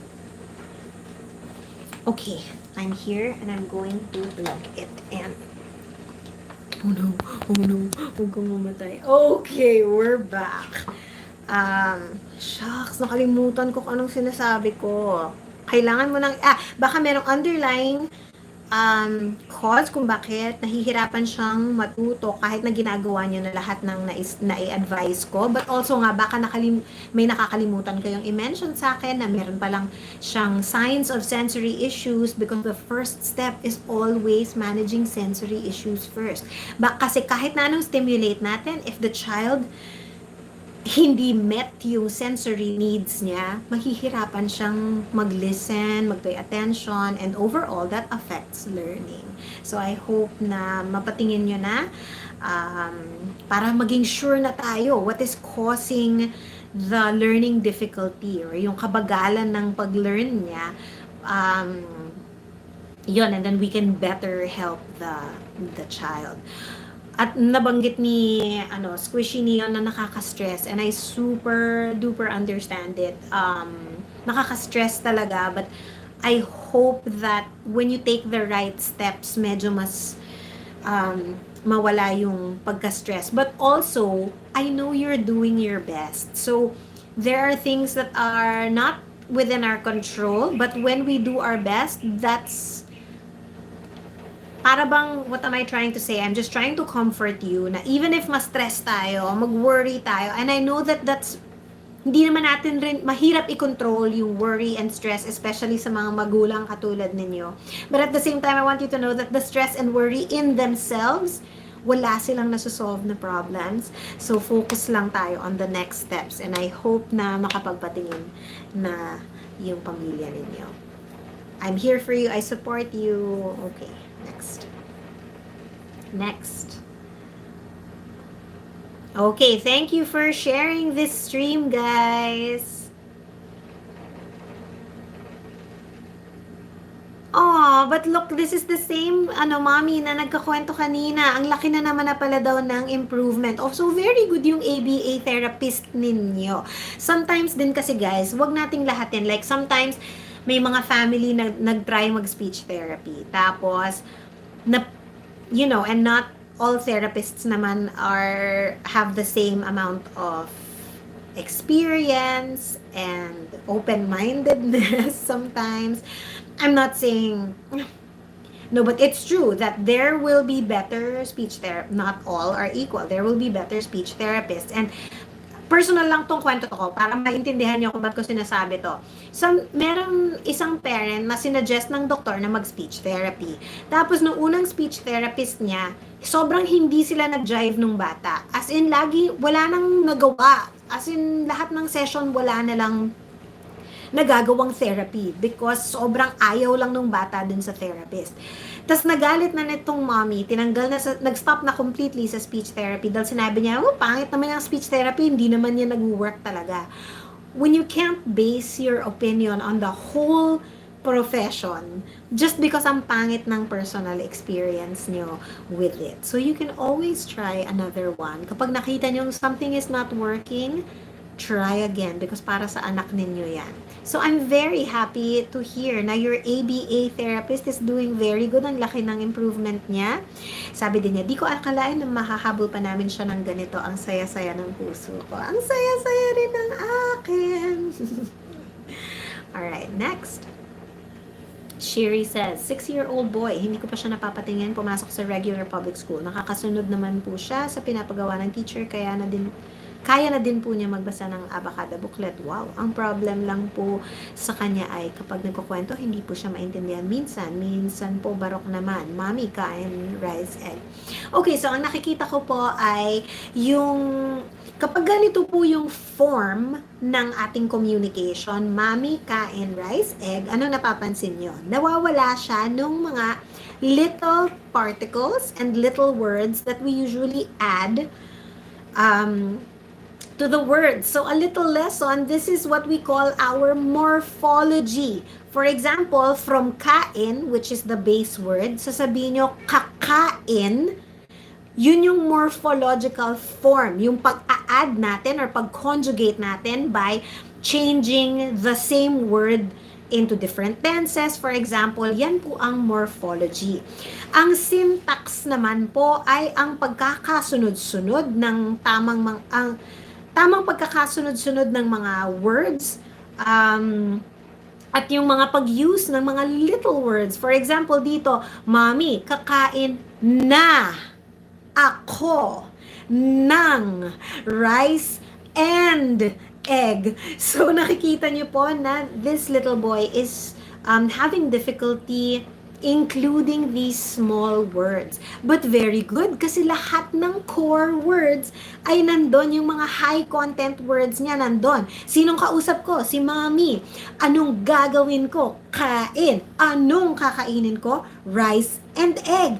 So, andyan lahat ng important information. Mukhang nahihirapan lang siya to put them together to make more complex sentences. So, kapag ganito, mas lalo't ngayon nagsa-start na siya mag-read. Kapag ma-develop natin yung reading, you can also use this very much in pointing out sa kanya kung anong mga nawawalang words. But kasi isusulat nyo, for example, Mami, kain. Tapos mag-leave kayo ng blanks kung saan yung feeling dapat may dadagdag siya. Mas makikita niya kung, may mga kulang pala akong nasasabi.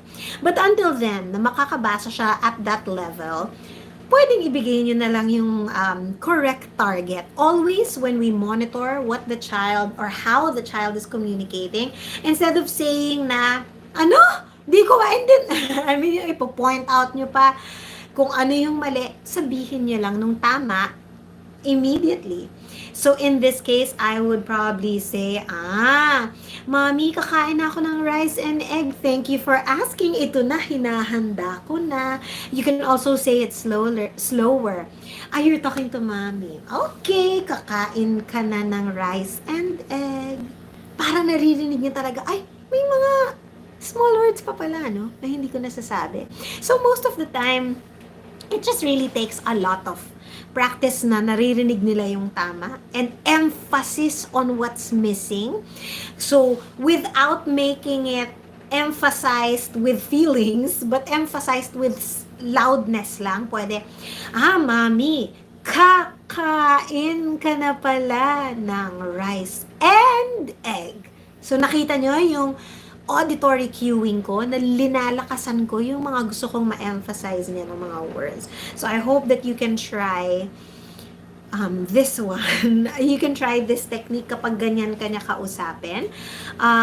Also, kapag nagkukwento, the kwento itself is a skill because kailangan marunong siya ng sequencing, and I can see na meron na siyang time element kasi Mami kain, rice, egg. Na parang, I guess you're asking for it now, or kung nagkukwento siya, Mami, kumain ba ako kanina ng rice and egg? So, because ganito pa lang yung form ng communication niya, hindi natin masabi kung meron na ba siyang understanding of the time concept, which is very important in pagkukwento. So, we have to check the prerequisites ng pagkukwento muna bago natin ma-expect na magkwento siya. So, for now, what you can focus on is yung continued speech niya. Maybe you can try to monitor that at home. I hope that helps. So, let's go back to a few questions on YouTube. Also, time check, it is 2:25. So, I'll probably try to go until 3 o'clock. Guys, kung may mga hindi ako nabasa, hindi po ako nananadya, talagang there's just not enough time for everything that needs to be said to address these ones. But I hope na makabalik kayo. For next time, I try to go at least once a month. Pero sana din po, kapag nasagot ko na naman na yung question nyo dito, let's give a chance to others para nasasagot ko din yung mga tanong nila for next time. So, paano po kayo manonotify? And that's by following my Facebook and my Instagram because I also make announcements on both. Even though I don't go live on Instagram anymore, sa Facebook and YouTube lang, you will get notifications on both kung saan ang mas comfortable social media site nyo. But also, pinaka-important is that you subscribe to the YouTube channel kasi nandun po talaga lahat ng content that can help you. Like, even if you don't have hindi ako makasagot sa mga questions nyo sa direct messages nyo, and I'm sorry, hindi ko lang talaga kaya, may work ako, may full-time job ako, guys. But I do try to answer kapag nababasa ko, but if I don't get to answer your questions, take the initiative din, or magkusa po tayo na tumingin na muna dun sa episodes na baka sakaling na-discuss ko na yung mga katanungan ninyo. So, help yourselves also. Okay. Gemma, hello!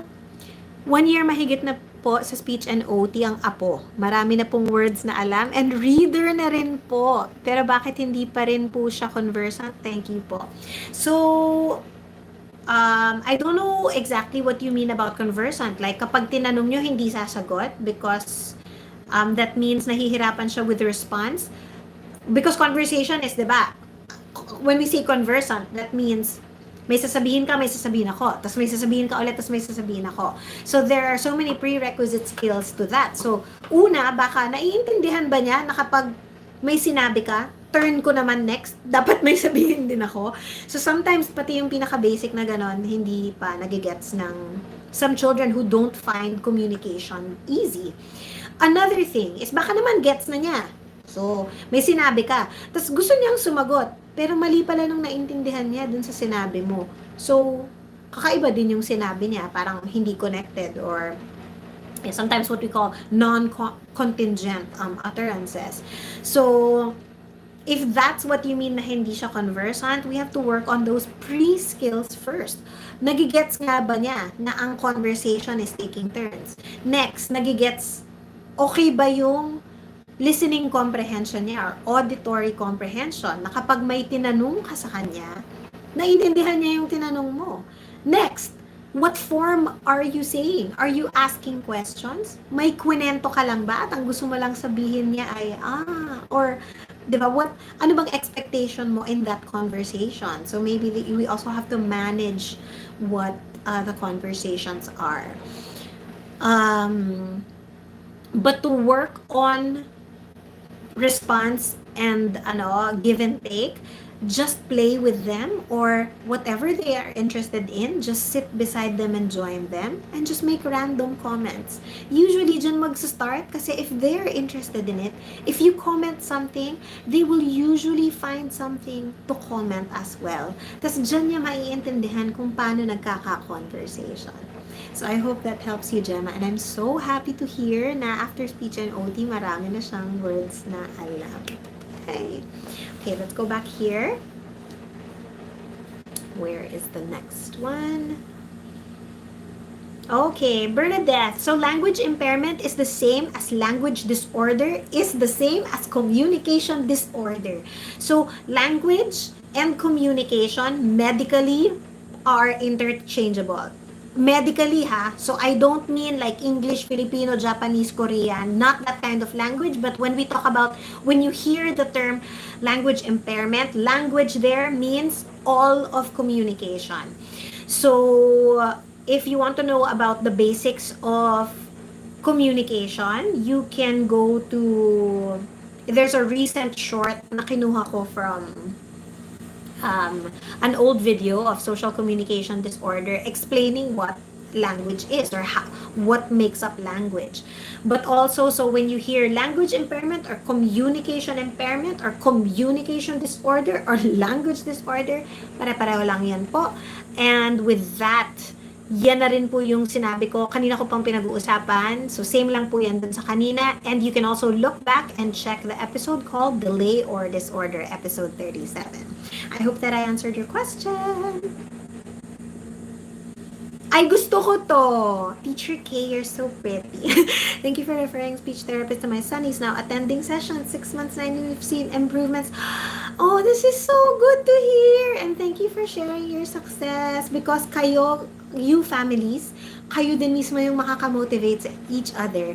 Because once you see success with your experiences, mawawala yung fear, mawawala yung doubts, mawawala yung denial sa ibang families that are not yet ready to get that therapy. So guys, keep sharing your good news, not just with me. If you want, share it on your own timeline, tag me or something. But it's just important to talk about your successes because hindi nyo alam who you impact ever.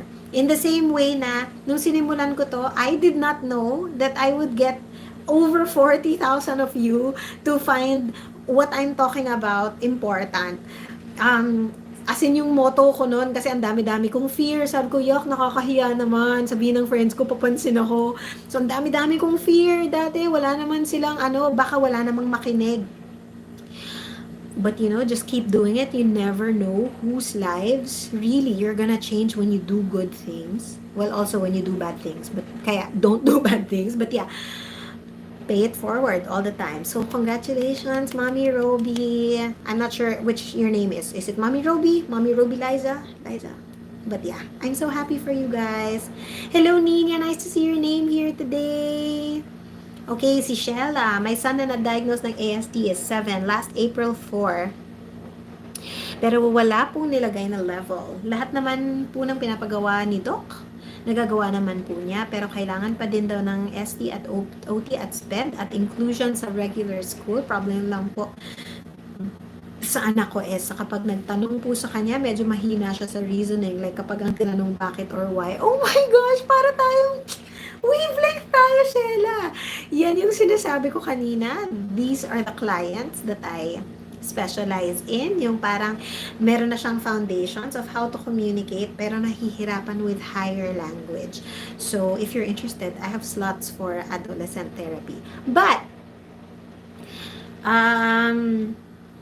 yeah, going back to this, so anong pa lang pwede mong gawin? So kapag mga with questions na bakit and why, it needs to be very explicit na ma-demonstrate nyo sa kanila. Ang ibig sabihin ng explicit ay obvious na obvious yung rason para magets nila kung ano yung cause and effect. So, why questions or reasoning is so difficult kasi ang dami mong kailangang maaalala bago mo masagot yung why question. Kailangan mong malaman kung ano yung pinanggalingan, ano yung naging consequence, cause and effect. Kapag nakita nila yung connection na yon, it will be more possible na makasagot sila kung bakit, why. So, we always start with super easy ones. Yung feeling mong alam na niya dahil every day, alam niya yung rason. For example, bakit tayo maghuhugas ng kamay pagkatapos makipaglaro sa aso, for example. Actually, ang haba na nga ng question na yun. But, I mean, if it's relevant to you, like, meron siyang maduming ginawa. Tapos tanongin mo, wash tayo ng hands. Bakit tayo mag-wash ng hands?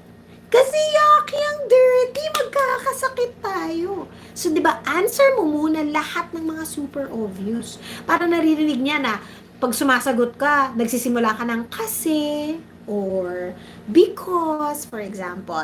And then also, makikita niya na, oo nga naman, obvious naman yung sagot. And then he will try to practice that on his own with different situations and all the situations na i-present mo sa kanya. So these are the common things that I want you to try to start with. Yung mga pang-araw-araw, like, bakit ka kailangan kumain? Kasi kapag hindi ka kumain, naku, mangangayayat ka tapos magkakasakit ka. Or bakit kailangan nagsusuot ng damit?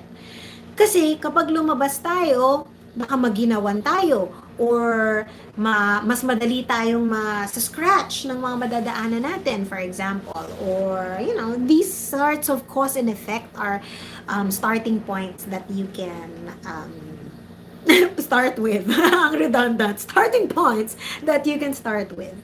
Alright, I hope that answered your question. But also because I want to bring something up. Nakakaalam ko lang, guys.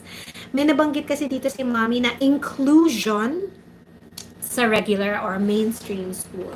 Did you guys know na last week, this Monday ko lang nalaman na there is an inclusion law na last year lang na pass sa ating gobyerno. And what this means is that all schools, Kesyo, mainstream, progressive, SPED, whatever, all schools are obligated to accept your child regardless kung PWD sila or may iba silang kondisyon because of the inclusion law. And they are required to support the children with their special needs. Okay, diba? It sounds ideally so great. Good job. What a huge step. But guys, last year lang siya na-pass and there is a 5-year implementation period. Meaning, the schools now are required to adjust their systems para nga makapagbigay sila ng support protocols sa mga children with special needs. Sa mga schools. So, in 5 years, guys, kapag sinusubukan yung i-enroll yung mga anak ninyo sa kahit na anong, your school of your choice, sabihin natin yun kasi yung pinakamalapit, or type na type ko lang kasi, maganda yung reviews niya. Tapos, hindi kayo tinanggap, pagkatapos nyong sabihin, let's say, na autistic yung anak nyo, or may ADHD, or something, labag na po yun sa batas.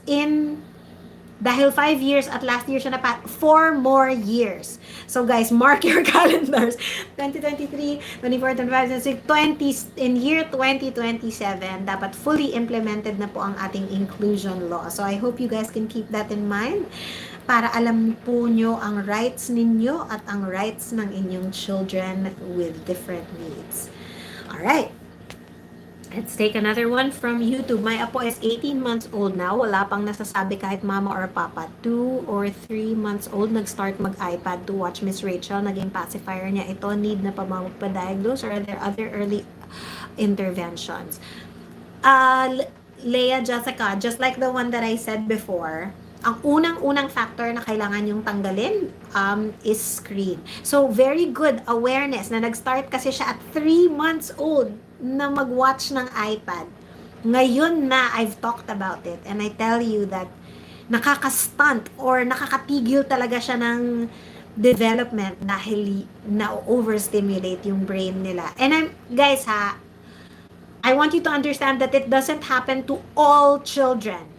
Some children are more addictive than others. Mas susceptible. May mga ibang bata na hindi nila type yung makulay, hindi nila type yung maingay, so di sila na-addict.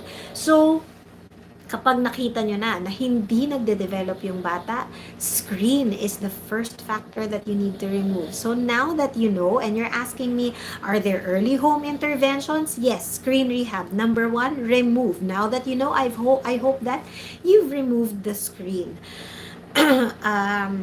Next. Okay, actually, if you should start to see changes in 2 to 3 weeks ng behavior, and usually kapag screen lang nga ang problema, that's why I said it's the first factor we can remove, because if ginawa nyo na to at wala pa rin naging difference, then something else is at play. Then talagang kailangan ng magpa-konsulta para tingnan natin kung may ibang diagnosis yung bata. And when we identify a certain diagnosis, mas maiintindihan natin kung paano tulungan yung bata. Other early home interventions, kapag wala pang single words, ang tanong ko is, nagbababble naman ba? Does the child make sounds? If wala pang ni isang sound, hindi man lang nagbababa, I want you to focus on increasing the baby sounds first. Para alam nating nag-e-explore sila ng sounds. And because kung kahit wala pang sounds at all, isipin din natin, baka bingi. Because even if nanonood ng Miss Rachel, hindi natin alam kung bingi siya or nanonood lang siya. So I'm not certain sa kwento mo kung na-check nyo na ba kung bingi siya. So here are some of the things that I mentioned. First of all, I want you to check the hearing. Yan ang unang-una. Guys, kapag napansin yung ni cooing or babbling, wala yung bata, kapag zero sounds, the first thing you need to check is hearing. Kasi hindi makakaproduce ng speech sounds ang isang bata kung hindi nila naririnig kung ano dapat ang tunog. Because language is learned from other people. It is a social construct. So, please check hearing first. That's episode 46. Please look at episode 46 on checking hearing. That gives you step by step. Paano nyo gagawin? Paano nyo check yung hearing? So, a lot of it is checking kung nakakarinig yung bata ng other loud sounds. Like, kunyari, nasa likod ka niya, tapos papalakpak ka sa likod niya. As in, nasa likod, dapat hindi niya alam na nandun ka or na hindi niya nararamdaman na nandun ka at all. So that means medyo nagsisneak kayo sa likod niya. Tapos biglang magka-clap ka sa likod ng ear niya. Kung hindi siya lumingon, because usually that's an instinct. When we hear a loud sound, usually lingon tayo. Kung hindi lumingon ang bata, that's already one sign na kung hindi nakakarinig ng environmental sounds, there's a huge chance na hindi nakakarinig ng speech sounds. So first is check hearing. Again, that's episode nawala. Saan ako nakatingin? Episode ano sinabi ko, guys? Check hearing. Nasaan? Episode 46.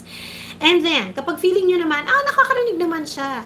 Pero ang konti lang talaga ng sounds niya. Like, minsan ba? Tapos yun na, wala na.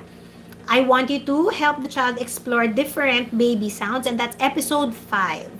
Again, this was one of my earlier episodes. So, kung hindi po kayo komportable listening in English, all English pa po tong episode na to. If you need this to be Taglishized, I can make an updated version soon. Also, kapag yung anak nyo ay napapansin yung nakaka-make ng ibang sounds minsan, pero bihirang maulit. For example, narinig nyo ng nagma, pero hindi na naulit. As in, 3 months na hindi na naulit, ganung level. I also want you to try to see if maybe it is a speech motor disorder called childhood apraxia of speech. And this is episode... Wait lang guys, hinahanap ko lang.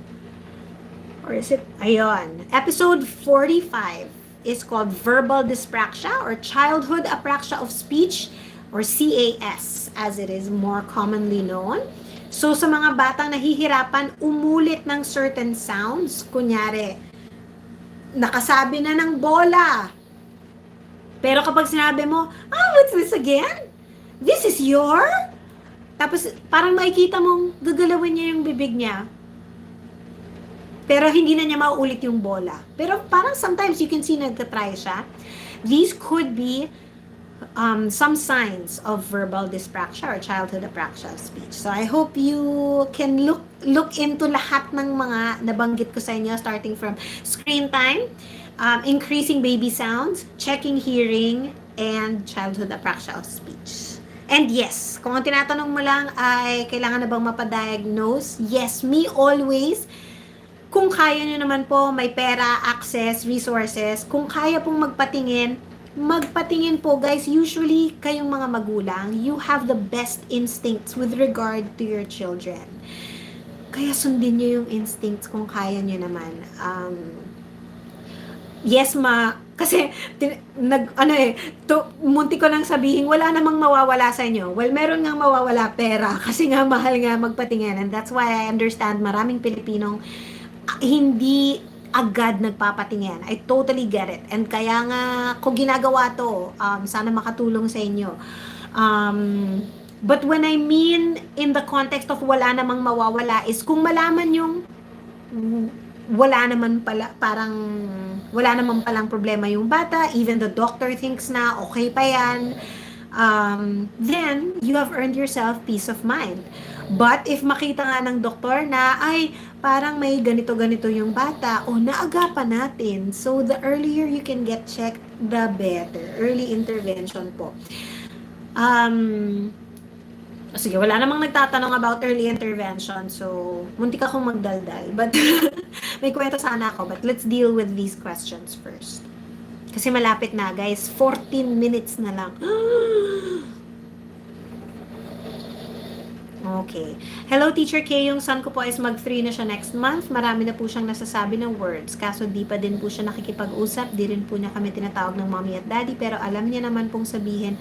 Minsan nauutusan siya pero minsan hindi po. Sobrang likot din po niya.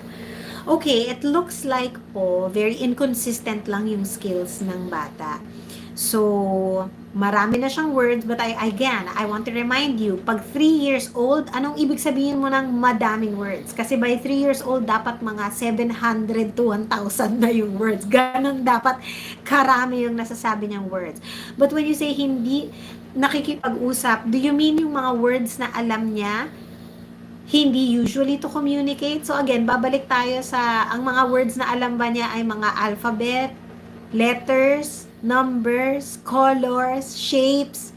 So, kung ito yung mga types of words that we don't really use to communicate. Like, kapag nasaktan ka, hindi mo naman ma-communicate yung pain mo or yung sitwasyon mo using alphabet or letters or shapes. So if that's what you mean, I want you again to look at your screen habits. Nanonood ba yung bata ng video? Next, minsan nauutusan, minsan hindi. Sobrang likot din po niya. It sounds like the child has attention difficulties. Ibig sabihin nito, bakit kaya nahihirapan yung bata mag-pay attention? So, sa mga batang sobrang likot, sometimes it's natural because ang mga bata napakaraming energy. So, pero dahil nabanggit mo dito, I'm assuming na excessive siya. Lagpas siya sa regular na likot ng bata. So, if you mean this, anong ginagawa ng bata? What kinds of behaviors? And if you look at the behaviors, panay takbo ba? Umiikot ba? Anong ginagawa? Why do I ask this? Because it's important to know what type of behaviors. Kapag repetitive na yung behaviors ng pagkalikot, like, kaya niyang 1 hour na magpapanhit panaog ng stairs. Yun lang ginagawa niya. Akyat, baba, akyat, baba. Usually, these repetitive behaviors are signs of a sensory difficulty. So again, pabalik tayo dun sa sensory issues na pinag-uusapan natin kanina, and you can look at the episode on stimming. That's episode 59. And then nabanggit mo din kasi na alam niyang sabihin ng mommy at daddy pero di kayo tinatawag ng mommy at daddy. So, ang pagkakaintindi ko dito is narinig niyo na before na banggitin niya ang mommy, daddy, pero hindi para tawagin kayo. So, existing yung vocabulary pero hindi niya maggamit ng meaningfully. Yun ang pagkakaintindi ko sa sinabi mo. So, for this, maybe you can try obstacles. What I mean by obstacles is isi-set up natin yung environment such that kailangan niya kayong tawagin. So for this, you can look at episode 8. Merong English and Tagalog version nito kasi dati, hindi ko pa tinataglish. Dati in-English ko muna and then inisipan ko nang gawing Taglish. So, merong dalawang versions nito, whichever you're more comfortable with. Both episode 8 and teka lang mali ata yung nababasa ko. Wait lang Ayun. Both episodes 8 and 8.1 are about obstacles and opportunities. Kung anong mga pwede nating gawin or baguhin sa bahay para mas maging natural na kailangan tayong kausapin or try mag-verbalize yung bata. What do I mean? So, here's an example. Kasi madaming ibang examples again sa episode 8. Guys, balikan nyo na lang kasi 10 minutes na lang ako. But, one example is, so, maraming mga parents na nagsasabi, kapag may gusto kasi yan, either hihilain ako, or siya na lang mismo yung kukuha. So, linagay na namin lahat ng snacks doon. Parang pwede na niyang kunin mag-isa. So, that's good for some children because you're giving them some sort of independence. But for children with a speech delay or a speech disorder, medyo mas mag-work na mabibigyan natin ng opportunity and obstacle by not putting the snacks there. As in, yung opposite. Hide all the snacks and toys sa mga lugar na hindi niya maaabot by himself or hindi niya mabubuksan ng mag-isa para medyo, syempre, I'm using this word lightly, mapipilitan. Hindi pinipilit by like coercing physically, pero mapipilitan siyang magsabi ng mama, tapos subukan sabihin, kunyari ang gusto niya ay let's say cookie. So, nagtuturo siya dun sa pero wala siyang sinasabi. Open natin cabinet, get tayo ng anong gusto mo? Yung cookie ba? Or yung biscuit? Alin dun? And then, now you've opened the opportunity na makasagot at makagamit yung bata ng verbalization. So, sometimes lang, we're not aware na we've set up our households that we can set up our households in better settings para nga to elicit more communication from the children. So again guys, if you want more explanation or examples, doon na lang po sa episode 8 para I think we have time for one more question. Depends how long. Okay, Kim says, "Hi teacher, my daughter is 4 years and speech delayed as per DevPed. The way she talks is pang 2 years old, like, I want cookie, and 2 words pa lang po. O 3 words ang I want cookie." Okay, no clarity and no sentence and not sentence po. May chance po ba ito? Yes, okay. I'll address that one first. May chance ba? I always get this. May chance po ba siyang magsalita? May pag-asa pa po ba tong anak ko? Usual tanong sa akin. Always, always guys, may pag-asa. And why do I say that so surely? Because yan ang foundation of therapy. Mag-handle ba kami ng kids na walang pag-asa? Di nag-aaksaya lang kami ng panahon? Lahat may pag-asa. It just really depends on us grown-ups or us kung sinong mas may knowledge. Kung paano natin mahahanap ano bang nagiging problema nito at paano natin sila tutulungan.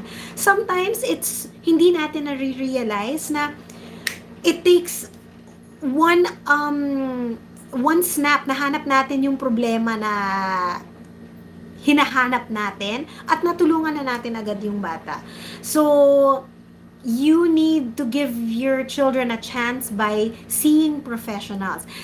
When I say this guys, hindi naman kasi ibig sabihin, okay, I understand nga na sa maraming Pilipino, the financial aspect is a huge factor of bakit hindi makapag-therapy. But, you know, sometimes just seeing a professional for an assessment and then telling them na, okay, being honest with them na wala po talaga kaming, like, inipo na talaga namin tong pang-assessment, hindi po namin kaya ng regular therapy. There are other options for you guys. Direct therapy is not the only intervention. For example, there's home program. There is what I do, na parang feeling ko nga, ako pa lang yung gumagawa nito talaga, is where I focus more on coaching the households. Because kayo nga yung bigger part of the solution. And if you know the right techniques to do, then you can at least try to do something that will help at home. Siyempre, hindi siya magiging katumbas ng therapy because kung ano yung tinuro ko sa inyo, yun lang yung magagawa nyo and you will have a hard time adjusting until you know more techniques. That's why it's important to have a professional seeing your children. But yun na nga, if walang access at walang resources for having regular therapy, your next best bet is having someone coach your family. Ano bang pwede namin gawin for particular problems? At yan po yung may mga slots ko ngayon for consult. And it's for 1 hour consults. I always tell the people na nakakapag-book na, ihanda nyo na lahat ng question na sasagutin ko in that one-on-one, and then be prepared to do a return demo with your child. What that means is, I will explain the technique to you. Magde-demo ako sa inyo. And then sasabihin ko, okay, show me. Ngayon gawin mo, try mong gawin dun sa anak mo yung tinuro ko. Or, go, palitan nyo yung part of your house na kailangang palitan para mas maging conducive for learning. So, these are the things that you can do. But, also, yung speech clarity, kasi sabi mo, there's no clarity dun sa mga words niya, pero 4 years old na siya. So, definitely, ang 4 years old, dapat clear na ang speech. But, we need to understand the situation of the child. Yung language niya, as in yung communication patterns niya, as you said, is pang 2 years old. So, kung parang yung way of thinking niya is 2, or yung level of communication niya is, I want cookie, whereas 4-year-olds nakakapagkwento na. Because nasa 2-year-old language age level siya, nandun din ang speech clarity level niya. Kasi, hand in hand yun. Kapag na-develop natin yung language age ng bata, susunod na din dun mismo yung speech clarity. Kasunod na yun. But for other people who are curious dito, ang speech clarity po talaga ay 4 years old lang din talaga na ma-master because at 3 years old, meron pa talagang paminsan-minsan na mga words na hindi clear. Up to 25% of the time, syempre, hirap mag-statistics ng how much of the time. Pero dapat konting-konting times na lang na hindi nyo naiintindihan yung bata at 3 years old. And by 4 years old, dapat halos lahat na talaga ng salita ay naiintindihan natin. Pero ang 2 years old, 50% of the time pa lang talaga. Minsan bulol, minsan may klaro, especially dun sa words na mga araw-araw at paulit-ulit niyang ginagamit. Yan yung mga more likely na very clear na niyang sabihin. Pero there are some words na may mga missing consonants pa rin, or kulang pa rin ng isang syllable, so imbis na bola, bo. So if you guys have any concerns about speech clarity or articulation, you can also go, medyo madami na din to, at may playlist na rin po ako on pagbibigkas or articulation. And some of them are phono process, 2 episodes 57 and 58. And what that means is that para maintindihan nyo, ano ba ang regular patterns of sound clarity or sound production ng mga baby from 0 to about 4 years old. So these phonological processes are the way na mga sinisimplify talaga ng mga children yung mga other words synchronously with how their mouths are developing. So you might find episodes 57 and 58 useful, but also you can check the episode called Bulol, episode 36, where I give so many tips on how to find out first ano ba yung mga sounds. Bakit ba siya nagtutunog bulol? Baka there are specific sounds na nawawala or nare-replace, etc. And with episode 36, bulol, mabibigyan kayo ng tips kung paano natin masisimulan makorrect yung mga yon. So guys, it is 2:59. Thank you all for joining me on YouTube and on Facebook. I just really wanted to end May because it's my birthday month. Sa mga nagtanong, teacher, di ba tapos na birthday mo? Yes, my birthday was May 1, the very start of the month. And the whole month, I was trying to find a schedule na kailan ba ako makakapag-libreng konsulta with my fam here on YouTube and Facebook. And so ngayon lang po ako nakahanap ng time. And thank you so much for learning with everybody, for learning for you and your family, guys. It's the most important thing is that even if hindi natin alam dati, pag nalaman na natin at maa-action na natin, that's where we find solutions. So guys, if hindi pa kayo nagfa-follow, please follow and subscribe on Facebook and YouTube. Also on Instagram, I'm also on TikTok. Not so active kasi di ko gets talaga yung platform, but everywhere you can find me as Teacher Kaye Talks. And thank you everybody. Happy talking and mabuhay. Mabuhay. Mabuhay. Bye-bye. And. Okay.